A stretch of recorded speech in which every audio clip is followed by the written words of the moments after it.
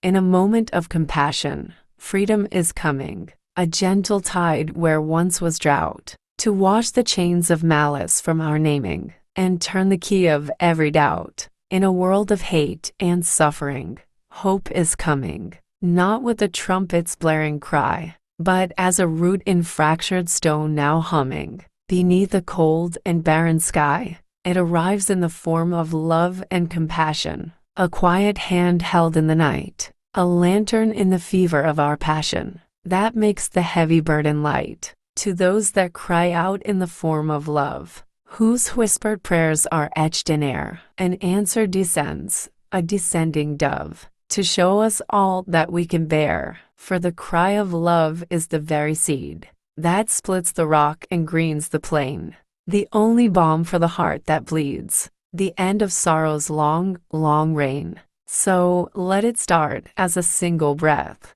a kindness done, a grudge released. This is the love that conquers death, and brings the soul from war to peace. And from that peace, a strength is born, not of the sword, but of the stream, that greets the harsh and hateful morn, and makes the waking world a dream where walls of fear now crumble, to dust that feeds the patient soil, where stony hearts begin to humble, and weary hands forget their toil. For every tear that sought the ground, a flower of empathy now grows, and in its grace, a truth is found, that every suffering spirit knows, that love is not a weak surrender, nor compassion a fragile plea, but the unyielding, tender defender of all that yearns to be free. It is the fire that does not consume, but melts the frost of long despair, the force that makes the wasteland bloom, and teaches us again to care.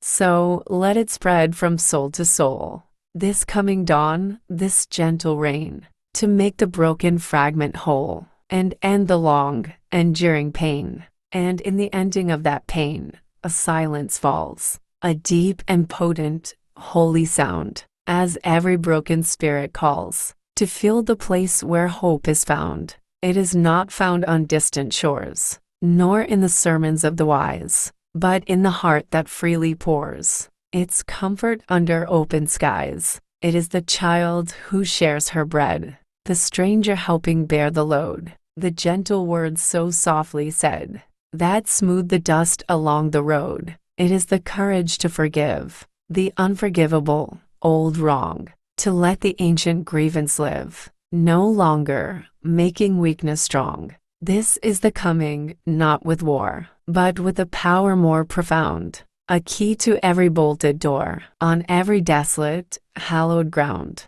So stand and witness, watch it rise, this quiet, ever-brightening sun. It holds no shadow of disguise. The long-awaited work is done, and what is done must now be kept. This fragile world so newly born, a covenant the heart has swept from the ashes of the scorn. For freedom is a garden, tended by the hands that learn it to heal, a bridge that we, together, mended, to make the future true and real. The cries of love are now a chorus, a constant hymn, a steady flame, ringing through the world before us.